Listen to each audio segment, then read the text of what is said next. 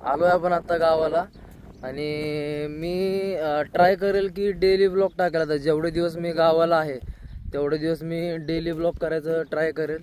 आणि आत्ता जस्ट आलो मी गावाला, तिकडे गाडी लावली. बघूयात कसा होतो आपला डेली ब्लॉग. मी ट्राय करेल ना, म्हणजे असं मी रोज टाकणार असं म्हणत नाही, पण मी ट्राय करेल की रोजची जी कामं आहेत ती दाखवण्याचा मी प्रयत्न करेल. एक 10 ते 12 मिनटाची मी एक व्हिडिओ बनवेल, ट्राय करेल. कारण मला आत्ता जर सांगायचं गेलं तर मला असं एक्झॅक्ट टायमिंग कळत नाही की आता व्हिडिओज वगैरे बनवल्या की त्या कोणत्या टाईम फ्रेममध्ये मॅनेज करायच्या. कारण असे काही काही पार्ट्स असतात त्याच्यात की जे असं वाटतं की ठेवावेत व्हिडिओमध्ये, पण व्हिडिओचा टायमिंग वाढत असतो. त्यामुळे मी काय करतो ते पार्ट्स डिलीट करून टाकतो. सो मी आता जेवढे दिवस गावाला आहे ना, मी ट्राय करेल की मला रोज एक डेली एक व्लॉग पडला पाहिजे आपला 10 मिनटाचा किंवा 12 मिनटाचा जास्तीत जास्त. सो बघूयात आपण आजचा व्लॉग कसा होतो. ही आहे आमची चंपा आणि मला वाटते मी फ्रेम केली होती 1x वर आणि आता केली 6x वर. हा आपला मित्र सनी भाऊ. गावाला आले की पोरं सगळी सोबत असतात. म्हणजे बघूया आता, माझं मेन काम आहे कोळपायचं आणि मी त्यासाठी आलो आहे आता गावाला. सो बघूयात कसं होतं कोळपणं आणि त्याला किती दिवस लागतात. ओके, तर मी चाललो आता आपणकडे विचारायला की बैला भेटतील का मला आत्ता कोळपायला. सो ते काय म्हणतात ते बघतो आणि बोलून झाल्यावर मग व्लॉग सुरू करतो. आणि ट्राय करेल की दिवसभरातला जो मीन्स दिवसभर जे घडेल ते थोडं थोडं मी टाकत जाईल व्लॉगमध्ये. अजून एवढा अंदाज नाही आहे मला कसं सगळं एडिट करायचं, पण जेवढं जमतंय तेवढं टाकायचं. बघणारे बघतात. तर तुम्हाला सबस्क्राईब करा म्हणलं तर तुम्ही लोक सबस्क्राईब करत नाहीत, नुसते व्ह्यूज देतात. सबस्क्राईब करत जावं यार, लाईक करत जावा, बरं वाटतं यार. मिडल क्लास मुलाला थोडंसं मोठं करा. चाललोय तिकडे आता.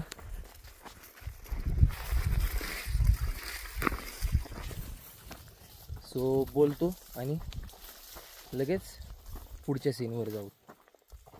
आलो आता आपण बोलून आणि ते म्हणले की जर ज्वारी गुडघ्यापर्यंत आली असेल तर कोळपता वगैरे येणार नाही आपल्याला. आता ते म्हणले गुडघ्यापर्यंत जर ज्वारी आलेली असेल तर कोळपता येणार नाही. सो बघणार आहे आपण आता. जर ती गुडघ्यापर्यंत आली असेल तर मग कोळपायचं नाही. एखादा माणूस बघून मोलानी ते सायकल भेटते ती सायकल चालवून घ्यायची, नाहीतर मग तर सोडून द्यायचं आणि फक्त पाण्यासाठी थांबायचं. मग मी पुढे मागे 4-5 दिवस त्याला पाणी देऊन टाकणार किंवा लवकरच देईल पाणी. सो बघूयात आता. रानातच चाललो आहे, केवढा आला आहे आपण बघूयात. एक तिकडे चाललो आहे आता, बघूयात. आणि आपली गाडी अशी दिसते, इतकी सुंदर सुरेख, किती छान गाडी. निघालोय आपण आता आपल्या शेताकडे.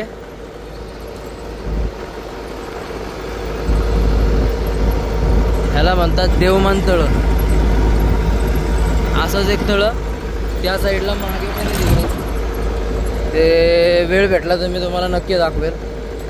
कामातून काय आपल्याला वेळ भेटत नाही सध्या, पुण्यात पण आणि इथं पण. तर आल्या मी इकडे आलो. हे आहे आमचं इथलं पॉवर स्टेशन. पॉवर स्टेशन म्हणतात ना त्याला, पॉवर स्टेशन म्हणतात ना. हां, चलो आलोय आपण आत्ता रानाकडे. आणि 1 मिनिटात, 1 मिनिट नाही 5 सेकंदात तिथे पोचूयात आपण. बघूयात 1, 2 आणि 3 एकच नंबर ज्वारी आलेली आहे. हा मधला पट्टा जर सोडला तर, कारण इथे दगड आहेत आपल्या रानामध्ये. आणि तो विषय कसा आहे की इथून गेलेली पाईपलाईन. सो त्या पाईपलाईनवाल्यांनी ते दगड वर सोडलेले आहेत फक्त आपल्या रानात. त्यावेळेस आपण गावाला नव्हतो. सो तर तण वगैरे थोडंफार आलेलं आहे. थोडंफार नाही तसं म्हणता येणार, भरपूर आहे. आणि इथे मला ज्वारी कमी जवळ आले तर ज्वारी कमी आणि हे असलं जास्त दिसते. हां हां तसंच वाटतंय ना. उडीद नाही सोयाबीन असेल तू ज्वारी पेरली सोयाबीन पेरलेली ज्वारी ते काय वाटतं. हा ना ते काय झालं आपण उशिरा काढला ना सोयाबीन त्याचे बिया पडलेल्या असतात त्या आल्या असते ना तर काय माहिती. हा ना ज्वारी कमी दिसते लांबून. मला वाटलं असं खूप भारी आले असेल ज्वारी पण ज्वारी कमी आणि सोयाबीनच जास्त आला आहे. हा 100% सोयाबीनच आहे. हा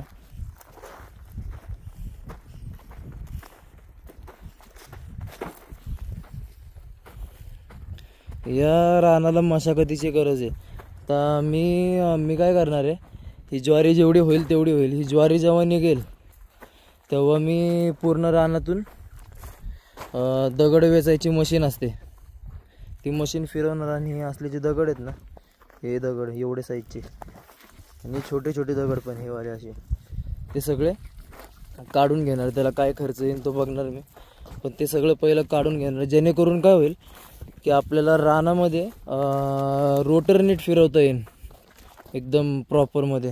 तर तुम्ही जर नीट बघितलं तर ही ज्वारी ही अशी मध्ये मध्ये आलेली म्हणजे जे भरपूर आलं पाहिजे ते मध्ये मध्ये आले आणि भलतंच आलं भरपूर. सोयाबीन जास्त आलं. सो आता बघूयात काय होते. मला तर वाटायला लागलं याला पाणी द्यायलाच नको. आमच्या ज्वारीला पाण्याची गरज पडत नाही यावेळेला. आत्ता आम्ही पाणी द्यायला लागलोय ते आपली विहीर झाल्यापासून. बघ सगळीकडे तेच आहे. तिकडे तर बघ असं वाटतं सोयाबीनच लावलंय. इथली ज्वारी चांगली इथे खालच्या रानातली पण इथं पण हे भरपूर आहे. तर नाही म्हणता येणार ते सोयाबीनच आहे. आता जर तुम्ही नीट बघितलं ज्यांना शेतीची माहिती आहे तर त्यांना कळेल की आपण तणनाशक वगैरे किंवा ते मिरा 71 असं काही रानात मारलेलं नाही आहे. त्यामुळे आपली जेवढी ही ज्वारी आलेली आहे थोडीशी ती ज्वारी एकदम प्युअर आहे आपली. म्हणजे जी आत्ता जी निघेल ती ज्वारी आपली प्युअर असेल. आपण ह्याला काहीच टाकलेलं नाही आहे मीन्स या ज्वारीला काही म्हणजे काहीच नाही आहे. ही जी जशी ज्वारी आहे ना ती तशी टाकल्यानंतर ती तशी तिला फक्त पाणी द्यायचं बस ती आहे तशी येणार. कारण तसं म्हणायला गेलं तर ही ऑर्गॅनिकच ज्वारी आहे. सो बघूया आता काय होतंय. मी व्हिडिओ आता काढून घरी पाठवल आणि दाखवतो की असं असं झालेलं आहे. कारण ज्वारी कमी आणि सोयाबीनच जास्त दिसतो याच्यात. आणि तो आपण सोयाबीन एकदम आपला तडकला होता ना त्याचे थोड्या बिया ज्या पडल्यात त्याच्यामुळे एवढं सगळं आलेलं आहे. आता हा सोयाबीनच आहे की दुसरं काय ते मला नीट कमेंटमध्ये नक्की सांगा.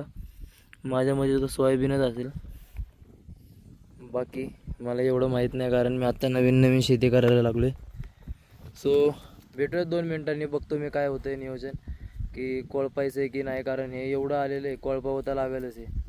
सो बघतो आणि मग तुम्हाला पुढच्या पार्टमध्ये काय म्हणतात त्याला पुढच्या सीनच म्हणूयात आपण त्याच्यामध्ये आपण अपडेट देऊयात. ओके सो चलो. मी आता आलो आहे घरी आणि रानातलं पूर्ण बघितलं का. तिथं असा प्रॉब्लेम झाला आहे की आपला जो सोयाबीन काढला होता आपण तर तो सोयाबीन जो फुटला होता तर त्या फुटलेल्या म्हणजे सोयाबीन जर लवकर काढला नाही तर तो वाळून जातो आणि तो वाळला तर ते शेंगा फुटतात आणि त्याचे बिया बाहेर पडतात.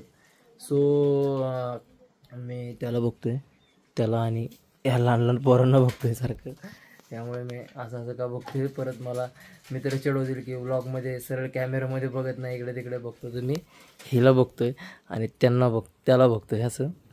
त्यामुळे तर तो सोयाबीन होता ना काढलेला तो सोयाबीन फुटून जे शेंगा फुटून जे सोयाबीन बाहेर पडला होता रानात तर तो उगला जास्त आणि ज्वारी कमी उगलेली आहे. म्हणजे मला असं वाटलं जवळ जाताना की खूप भारी आली आपली ज्वारी वगैरे पण ज्वारी कमी आणि सोयाबीन जास्त आलं आहे.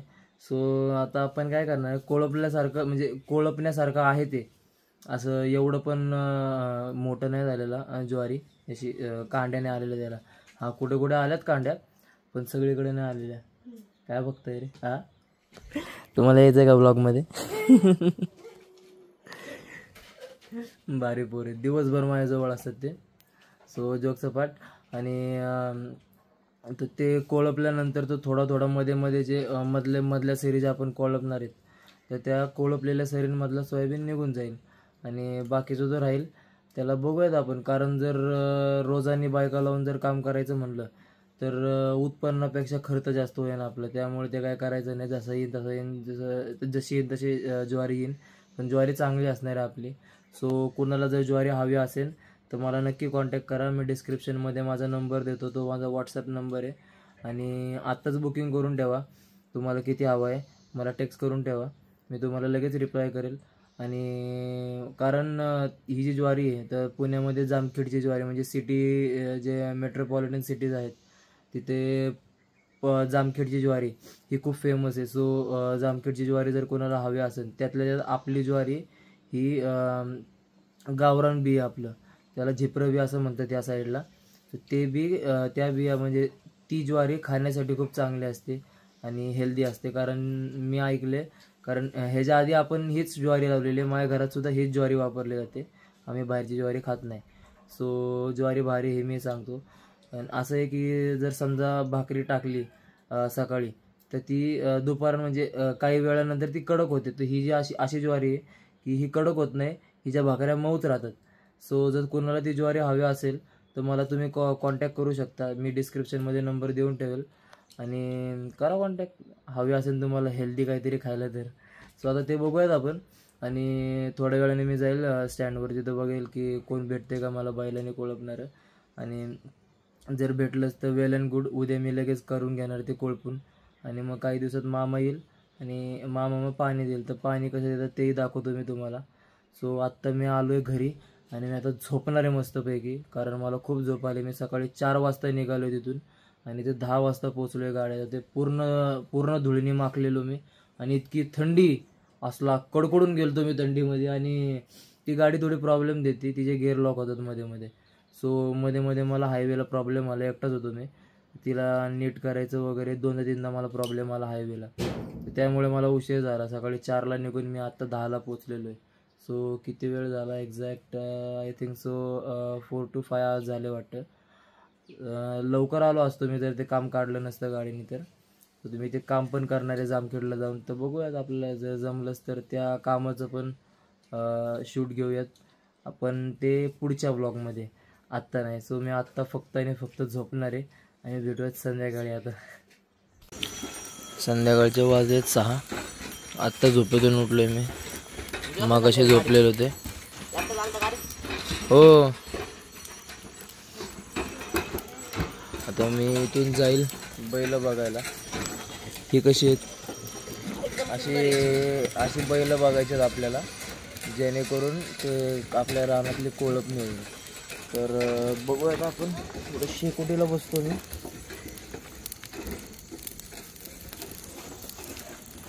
तर ती बैल बघायला चाललो आहे मी आत्ता एकाकडे. ती बैल बघतो आणि आजचा ब्लॉग इथे एंड करूयात. बघू किती मिनटाचा ब्लॉग होतो. आणि आपलं चॅनल सबस्क्राईब करा. आणि तुम्ही लोक सबस्क्राईब करत नाही, त्यामुळे यार असं कुठेतरी हे होतं की यार करावं की नाही यूट्यूब ब्लॉग. समजा तुम्हाला जर आवडत असेल तर सबस्क्राईब करा, प्लीज सबस्क्राईब करा आणि लाईक शेअर नक्की करा आपल्या चॅनलला. आणि भेटूयात पुढच्या ब्लॉगमध्ये. तोपर्यंत बाय आणि रात्र झाली, सो गुड नाईट.